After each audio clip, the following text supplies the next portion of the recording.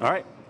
My name is Justin Sider. I am the Chief Information Officer of Belay Technologies. Today I'm going to talk to you about Power RestCLI. It's a community PowerShell module that really is gauged to get you guys to interact with the vSphere vCenter API and learn some PowerShell while you're doing it. Started a project probably about a year ago, right after VMworld. I went up to Pittsburgh to meet some of the guys, and it was alarming at the fact that nobody knew how to kind of interact with the REST APIs. So today we'll talk about what the Power RestCLI module is. We'll look at the VMware API Explorer, and then we'll look at how I created a function using the VMware REST API. And that involves generating a token and performing a REST call with PowerShell, formatting the output, refactoring the PowerShell code so you actually get something that looks just like what you would get with PowerCLI. And then lastly, we'll take a quick look at the CI/CD pipeline. So if you participate in this module, you'll actually be participating in that pipeline, and which includes deployment to the PowerShell gallery. So it's a quick talk, so bear with me. So as I said before, this is a PowerShell module. It's a tool that's basically a learning tool. It's not really meant to compete with PowerCLI in any way. It's really for you to get an understanding of how to interact with that REST API in the event that PowerCLI doesn't have something or you want to interact with a different REST API. So also all of the slides, all of the code from this will be available. There will be a link at the end where you can go and see everything on GitHub. So just as I mentioned before, it's going to get you comfortable with RESTful APIs, PowerShell best practices, working with GitHub, and then publishing things to the PowerShell gallery. All right. So the VMware API Explorer, it's a Swagger-based implementation. Gives you a web interface that you can browse through the different calls you can make. So we'll take a look at what that is in a minute. How you get to it, there's one on the internet that you can go view. It has all the different calls from it. It doesn't do anything. There's no try it out button.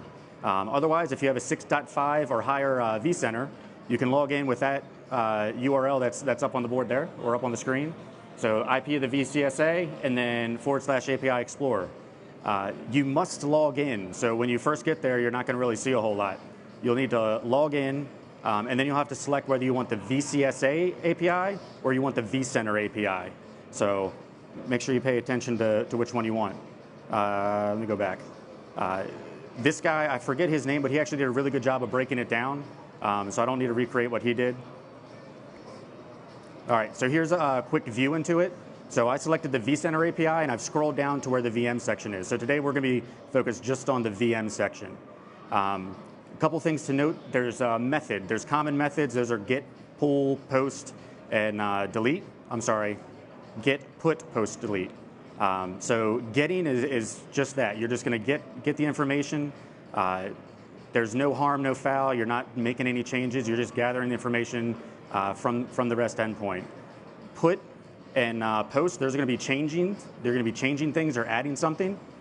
Generally, put is going to be a change to an existing record or something that exists in the infrastructure, and a post will be adding something new. You're going to create a new VM or add a host or make a larger change. Delete, kind of self-explanatory.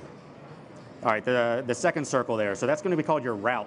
It's also going to be like your URL or your URI. Just know that this is a path that a specific piece of code is going to follow. Generally they're all named pretty well. So if you wanted to look at host, it would be /vCenter/host. So it's pretty self-explanatory. All right. So trying to create a function, right? So the intent of this was to show you that the same information that's available in the REST API you can get with PowerCLI and vice versa. So our goal today is to basically mimic this exact thing going through the REST API. It sounds easy, and you'll see later that it didn't turn out exactly as we had planned. So this is just a simple get VM on my home lab. Nothing very complicated there. So getting back to the API Explorer. So I first wanted to kind of use the API Explorer to kind of generate the data that I was going to expect to come back so I could manipulate it with PowerShell. So I logged in, scrolled down to the VM section, and then just hit the try it out button. And again, be aware, like today we're only using get, but if this was a different one, once you send that REST call, there's no like calling it back. Like all your sales are final. If you say to delete something, it's going to delete it. Well, the REST API will at least accept the call, right? I mean, whether it deletes something is up to it, but just be careful if you're not doing a GET. All right, so here's the response we got. I highlighted this box at the top. So this is a VMware API session. So it's kind of like your token as you're logged in. So we're going to use something very similar to that later when we're making the PowerShell call, but I just wanted to kind of call it out so you could see. When I hit that try it out button, it actually created the curl, which is going to be very similar to what we'll use in PowerShell. It gives you the URL that we actually use to generate the call and generate the data. And then it gives us all this VM information. And you can see, if you compare what I have in the PowerShell window to what's available in the JSON return, it's pretty similar. And then down at the very bottom, we have a response code of 200 that's pretty generic for REST API saying everything kind of went okay. And that just means like the web interface didn't really have an issue with your call. It doesn't mean you're actually going to get what you want. You're just going to get something. All right, web tokens. This is where I think people get tripped up, right? It's not like PowerCLI where you just connect into the vCenter with a username and password. Here, it's using web tokens. So the process is you need to request a web token, and that's actually going to be with a username and password. The password needs to be base64 encrypted or SHA or however you want to say that. When you pass that information out, you'll get a token back. You need to take that token and replace it back into the header of the next outgoing message or any subsequent message. So you'll see that in a second here. Also, if you're not using a trusted certificate, you'll need to disable SSL validation so that PowerShell will accept your self-signed certificate with your vCenter. That function is included in the Power RestCLI module. All right, so this is kind of what it looks like. So step number one, we're going to encode the credentials. I don't recommend that you store your PowerShell or any kind of password in plain text, but for our purposes, I used a very secret password that no one ever uses in their home labs. So you can see what we do is to take that auth string, we convert it to base64, and then we're going to throw that as an authorization string into the headers. Step number three, we're going to make that call out to the vCenter using the headers, right? So it has that string inside of it. And then what we get back, you'll see I took kind of like a little screenshot of it, is this really goofy looking string. So that's just a token that vCenter generated and assigned it to the administrator account now. And then we take that token and throw it into the new headers. So we don't need my username and password anymore. We're going straight token. That's it. All right. So now that we've been able to do that, we're going to make a REST call for that same VM endpoint. So when we do that, it should just return that same data we got before, right? I mean, the web browser put it in a nice JSON file and kind of broke it out for us.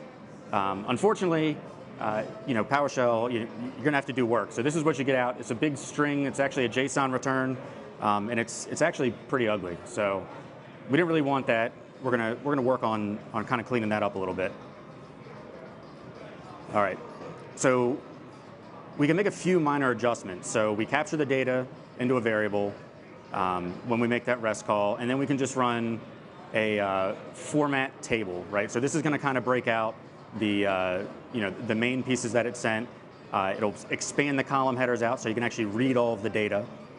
But I'm still kind of not really impressed with this, right? Because this isn't exactly what PowerCLI was giving us. So I think I actually had the command on the last one. Nope.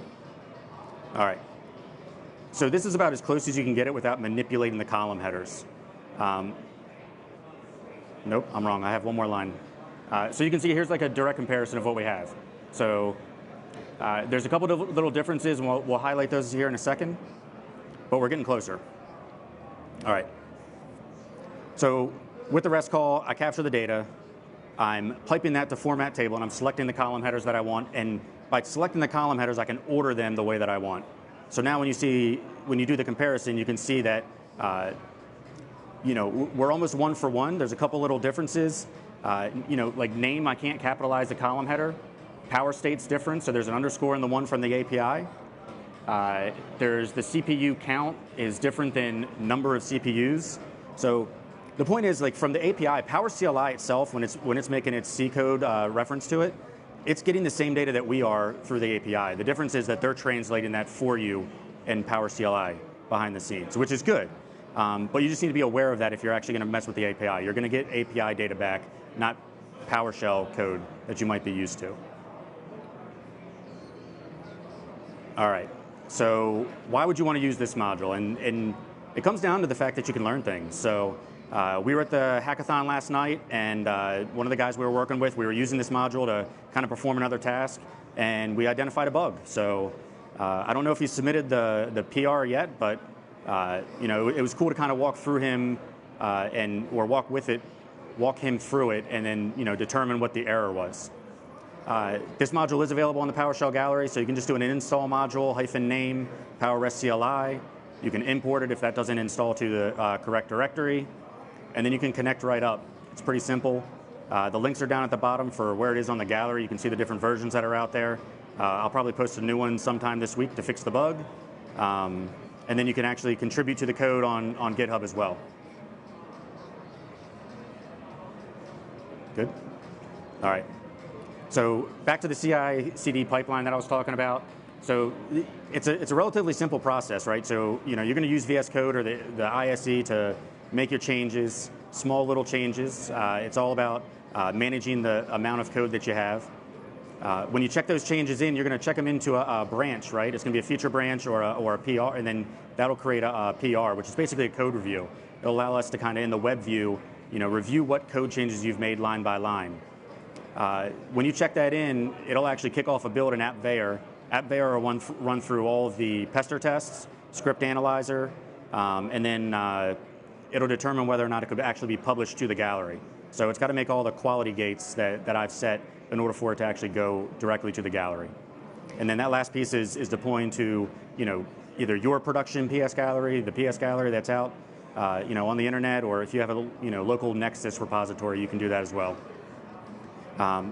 There's the link down at the bottom for where all of the code from today is landed, and then as well as the presentation I'll put there later today. I want to say that is pretty much it. I don't know on time. I see time now. So there's about 2 minutes left. I'll take any questions. Thank the VMware code team. Really appreciate you guys putting this on. Go ahead.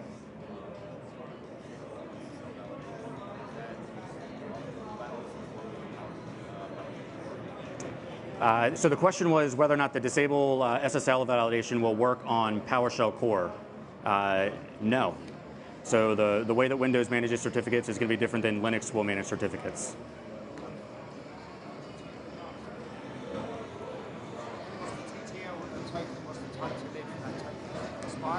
It will. So the question was, what's the time to live for the token that's generated by vCenter?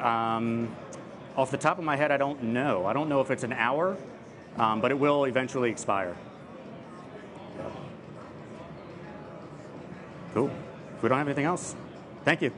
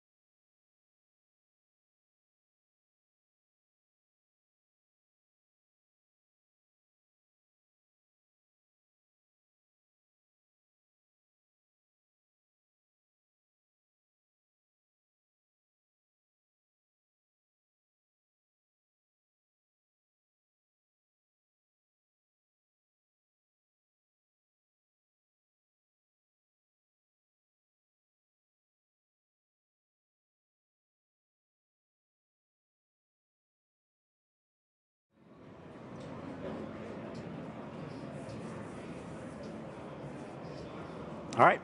My name is Justin Sider. I am the Chief Information Officer at Belay Technologies. I really just write PowerShell all day. It's kind of a nice job. So today I'm going to talk to you about PowerCLI lint. It's really just PowerShell lint in general, but specifically try to address any PowerCLI issues you guys have. And it's really just about writing better reusable code. So we'll jump right into it. All right. So again, easy to read, reusable code. You want to be able to pass your code off to somebody. You don't want to have to come back to it 6 months later and go, holy crap, why would I ever do that, right? So we're going to take a look at some of the tools that are out there that are kind of the PowerShell standard and run you through how to use those and what it's going to look like. I don't have any fancy things dropping in, so some of the slides get kind of busy. I'm sorry. It'll be up and available after the talk, so you can kind of take a closer look at it if it doesn't look good tonight. All right. So linting, it sounds really gross, and it can be if it's really old code. But you're really looking for styling issues, right? So you have consistent style, people can read your code, violations of any of the best practices. There's a link there for the PowerShell unofficial guide. That's really kind of the official guide that everybody uses. Comment-based help exists, so that way, when you write a function or you're writing code, people can use get help and determine, how they're supposed to use your code. And then the last one would be code complexity. And this is going to be for nested ifs and really complex code and trying to break that up so that you really have smaller pieces of code. And that way when you go back to refactor, you go back to add a feature, it's quick and easy. It's not a painful process. All right. So one of the things when you come to PowerShell is you have this idea of this one-liner, and you want to do this really long, elegant one-liner that just kind of takes care of everything in the world. And it sounds great, and it's really cool to do some competition with the guy next to you, but as far as the longevity of the code, it's not a good practice. So when you have more lines, it's easier to read, it's easier to fix. And a couple little things here. The null is on the top line. The null is on the wrong side of the equation there, or the equality comparison. So I hate this rule because to me, when I'm trying to compare something, I always see if it's equal to null, not if null is equal to something. It seems really backwards in my mind, but apparently that's the standard. Additionally, they say not to use write host. That's my go-to. I think I've finally convinced myself that write output is okay, but I feel like that should be writing it to a file, not back to the console. So try to use write output because then you don't have to do a find and replace when you actually go to save your code. All right. So using the % sign is probably something that you guys potentially use, and that's an alias, and they frown against aliases. So it's perfectly correct, right? There's nothing wrong with it. But when you go to use Script Analyzer, it's going to yell at you and tell you that you can't use a % sign. If you're using VS Code, there's a PowerShell plugin, and if you have the PS Script Analyzer module installed in your box, it'll highlight all these things for you. So you don't have to wait to run Script Analyzer after you save the code. You can just do it all while you're coding. You'll see things highlighted. So you can see that by the little green underline there. So you know that you can go in and change those things. I fixed it on the next line, and there's no little green squiggly. All right, comment-based help. This is, when you do get help on any kind of function, this is what comment-based help is. It's actually super simple to set up. There's all kinds of documentation out there on PowerShell on how to do this. The minimum things are that you have a description. You're going to want to include an example. Any parameters that the code accepts, you're going to want to have those in the comment-based help. And it can make it super useful for teaching people how to use your code. So always try to include that. All right, code complexity. This is where we talk about less lines the better. So sometimes when you're doing a bunch of if-elses, you probably could have just done a switch, right? And if the switch is not one of the values, since you're checking for all the values either way, the default you could just error out or perform a different action. The spacing here I wouldn't necessarily agree with, but for trying to get everything on a slide big enough you could see it. But you could see the difference in the two styles. All right. Unit testing is probably a pain point for a lot of people.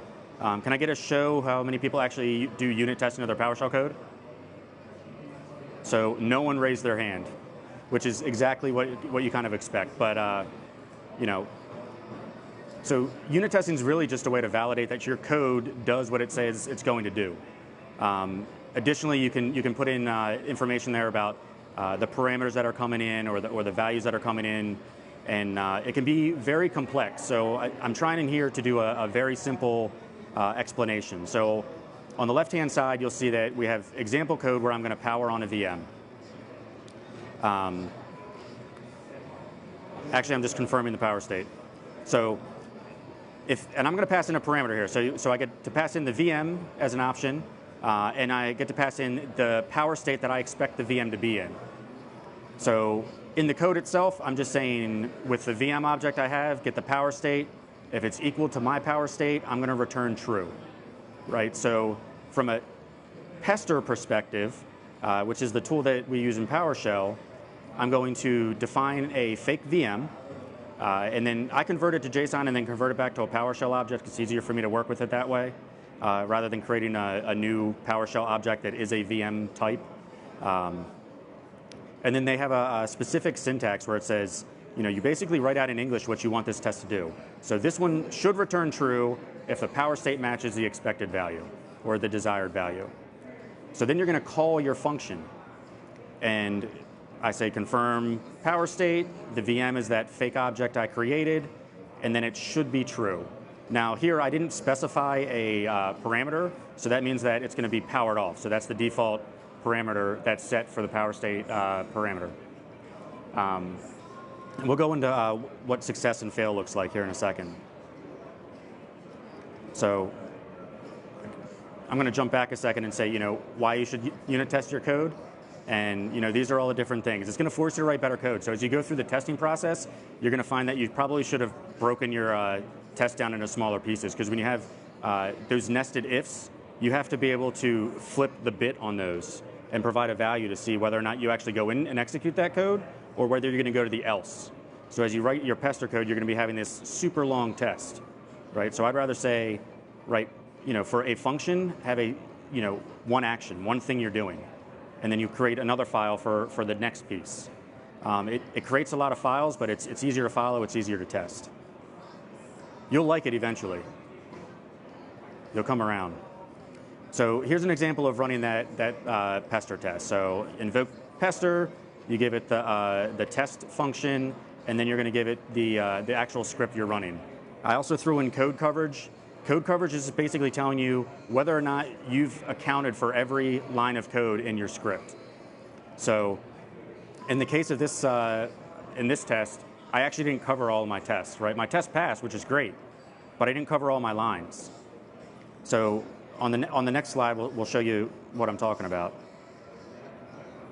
So this is the same code that I used before. So it's the same test. You see where the number 1 is kind of highlighted.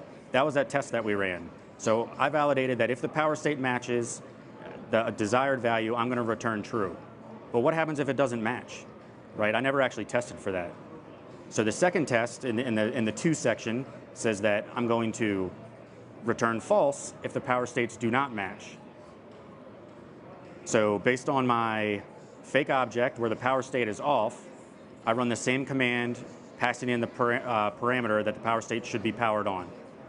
They don't match, and I send the false back.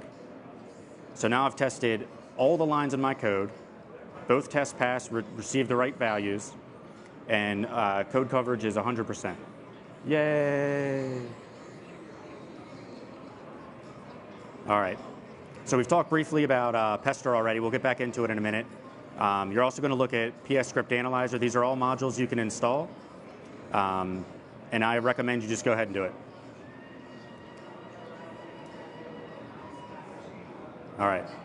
So script analyzer, that's I would say this is more of the linting tool that you're going to use.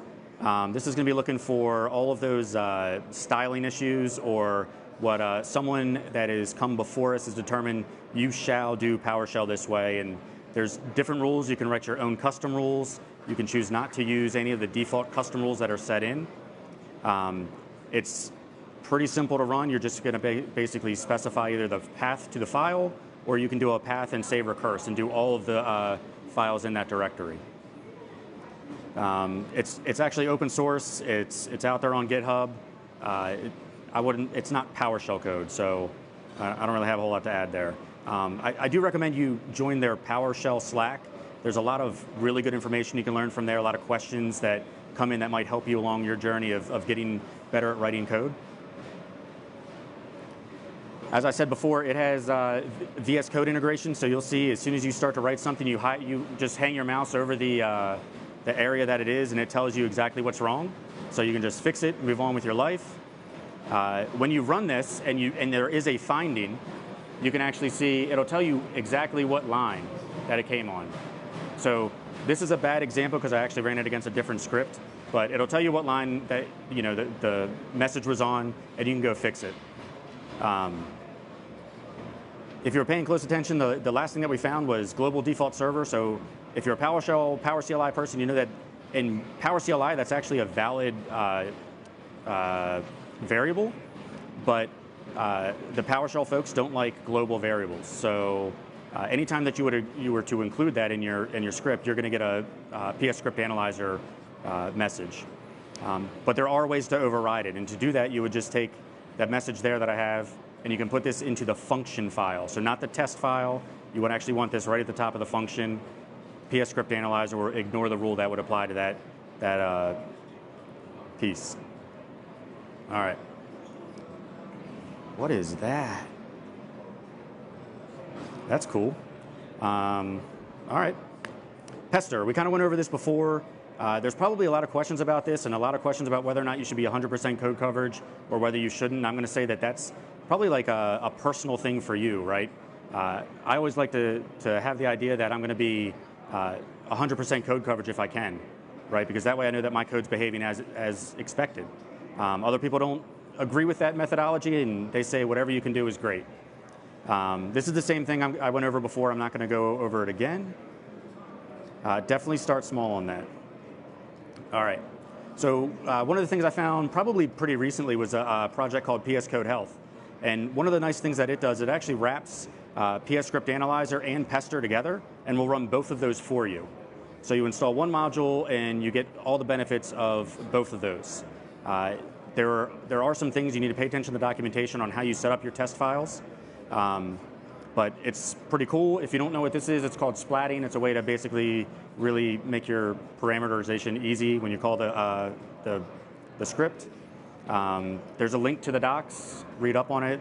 I haven't really found a good support for it, but it's good stuff. And the best part is that it gives you nice, beautiful results. So you can certainly go from the command line and get it, or you can spit stuff out to a nice HTML result. At work, I do a process which will use Jenkins to look at Subversion. As soon as I do a commit, it takes everything, it'll run my test.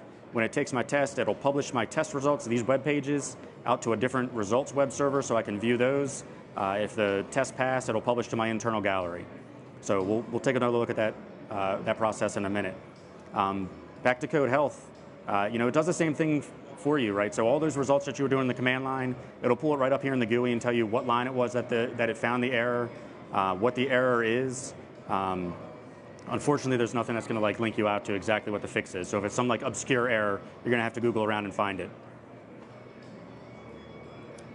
This is the complexity. It'll tell you what the nesting depth is. I have one that's 17, and it throws it up like a big red thing. It doesn't like that, but I write some weird stuff sometimes, so it's okay. So again, back to unit testing. It'll do a great summary of telling you how many tests you have, whether they pass, and what your code coverage is. So as those code coverage numbers start to go down, it'll start to go to a yellow and eventually a red. So there's settings in here that you can set for PSCodeHealth that'll adjust those numbers if you feel like you want to feel better about your code or things like that. All right, so that's all I have for these guys. All the code that was in there is on my GitHub repo, so you can see how I executed PSCodeHealth. You can see how I executed Script Analyzer and how I executed the Pester test, so you can kind of get a view.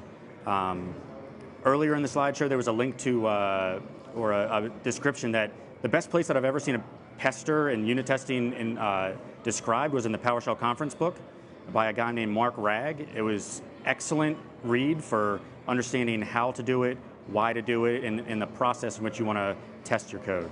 So I invite you to purchase the book and take a look at his chapter. So with that, I don't know, do we have time, whether I'm good, bad?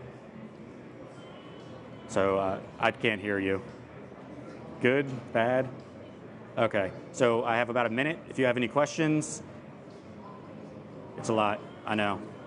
All right, thank you to the VMware Code team. Thanks for everybody in attendance, appreciate it, thanks.